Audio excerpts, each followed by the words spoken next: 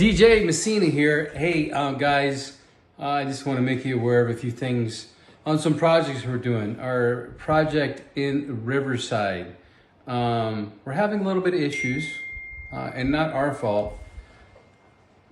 This is a correction sheet. This is what happens after an inspector comes to a job site and he wants additional items. So as you can see, they're all highlighted in yellow. The reason they're highlighted in yellow is these are corrections that the inspector wants because he didn't like the way that the plans were drawn up. And I just want to remind you folks, sometimes cheaper is not always better, and that it's in the details on what saves you money. Luckily, I have a relationship with these inspectors in Riverside, and I was able to talk to them. And what they're looking for is a revision on the plans. So this is a detailed list of revisions that they want. So I have to contact this homeowner's architect, and he's got to give me, let's see here, 6 revisions, because they are incorrect and don't apply really to the ADU that we're building. Or they do, but they need to be tweaked in a way that we're able to proceed. So be cautious.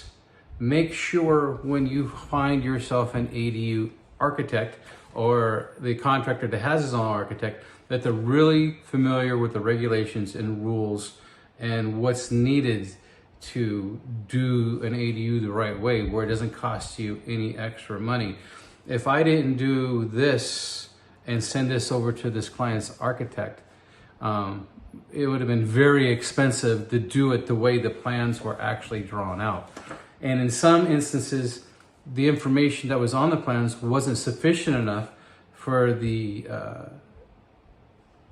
inspector, sorry, I'm stuttering on my words, to sign off on something because there wasn't enough detailed information. So just a reiteration, is that the word I want to use, just to back myself up, make sure you take the time and get references when you find your architect.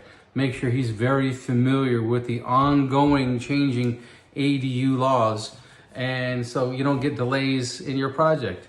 This is the second time that we've gone through this. There was a minor issue before that took a week to get it resolved with the architect and then take that information to the city.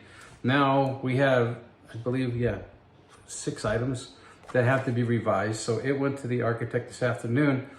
It's going to take them a couple, 3 days to revise it. Then it's got to be submitted to the city, and they got to give us an okay on the corrections, and then we can proceed. So just because of the architect, we have almost 2 weeks of delay on this project. So please hit like and subscribe. I hope I gave you guys some information that was helpful. Thank you for watching.